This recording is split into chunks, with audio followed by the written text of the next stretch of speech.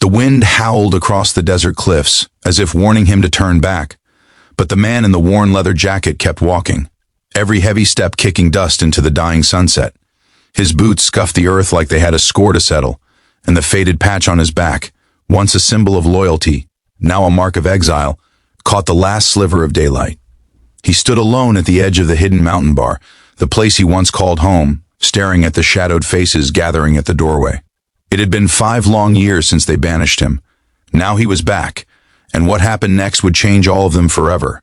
If you believe in kindness, forgiveness, and second chances, make sure to like, comment, share, and subscribe. Your support keeps stories like this alive.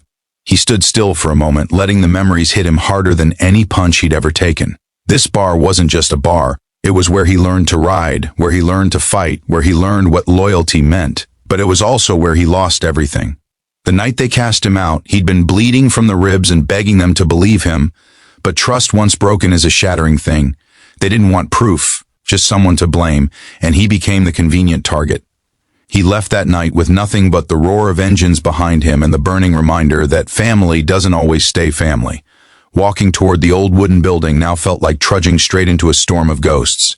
He could feel the eyes on him, some full of anger, some confusion, some disbelief that he dared to show his face.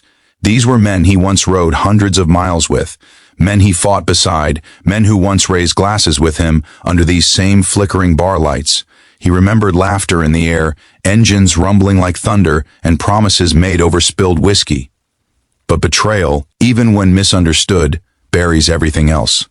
And for years, that burial ground had been his heart. The biker paused at the door, feeling the rough boards under his fingers. The place hadn't changed.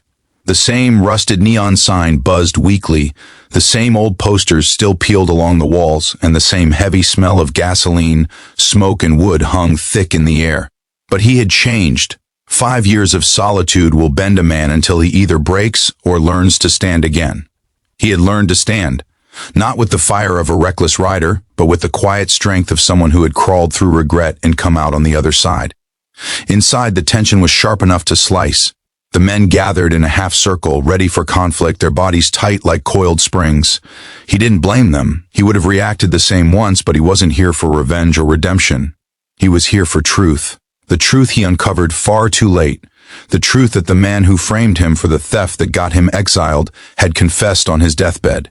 That truth burned in his pocket now, a letter stained with the shaking handwriting of a dying man, a letter that could give him back the honor stolen from him.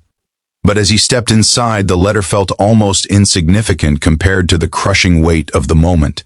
He'd replayed this walk in his nightmares for years, imagining shouts, threats, maybe even fists. But what he didn't expect was the way the room suddenly quieted, as if the anger had exhausted itself before the first word was spoken. What he didn't expect was the way the air shifted, not softening, but questioning. His former brothers stood there, torn between old wounds and old memories. He approached the bar counter slowly, not making eye contact yet, giving them space to breathe. He could hear his own heartbeat thudding under his jacket.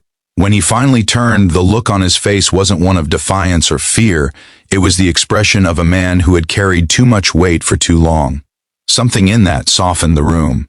Rage doesn't stick well to someone who looks broken but still standing. He placed the letter on the counter, and although they didn't speak, the men stepped closer, curiosity winning over fury. As they read, he watched their expressions change. First confusion, then disbelief, then guilt, heavy and raw. The truth spread across their faces like a slow dawn. He had been innocent. The man they trusted instead of him had used them, manipulated them, and taken his secret to the grave. 5 years of silence, anger, and exile, all built on a lie. The biker stood quietly while they processed it, not seeking apology, not demanding justice. He knew forgiveness wasn't something you grabbed, it was something offered. One of the men stepped forward, his eyes wet not with weakness but with the pain of realizing what they'd done. Another lowered his head, unable to meet the gaze of the man they had once called brother. Slowly, the room softened, not fully, not instantly, but enough to feel the air shift in a way he hadn't felt since he last rode with them. And then something unexpected happened. Not dramatic, not loud, but powerful. One of the men moved aside, creating a path to the old chair at the end of the bar, the one he used to claim after long rides. The gesture hit him harder than any words could. It wasn't forgiveness, but it was the beginning of one. His throat tightened as he stepped toward it, his boots feeling heavier and lighter at the same time. He sat down, placing his hands on the worn wood of the counter, and for the first time in 5 years, he didn't feel like an outsider. Conversation slowly filled the room, tentative but real. Someone pushed a glass toward him, not the whiskey he used to drink, but water, a simple symbol of peace. In that quiet moment, surrounded by the men who once turned their backs on him, he felt something he never expected to feel here again, belonging. Not because everything was fixed, but because they were willing to try. As the night settled into a softer hush and the desert winds cooled the air, he knew the road ahead wouldn't be easy. Trust would take time. Wounds would take longer. But he also knew something else. Redemption doesn't always come roaring in on a bike. Sometimes it walks in slowly, with dust on its boots and a heart still healing. If this story touched your heart, please like the video, share it, subscribe, and let this channel keep bringing emotional stories to life. Before you go, comment below, what does forgiveness mean to you? And so, under the dim lights of the hidden mountain bar, a banished biker found something far more powerful than a second chance. He found the courage to begin again.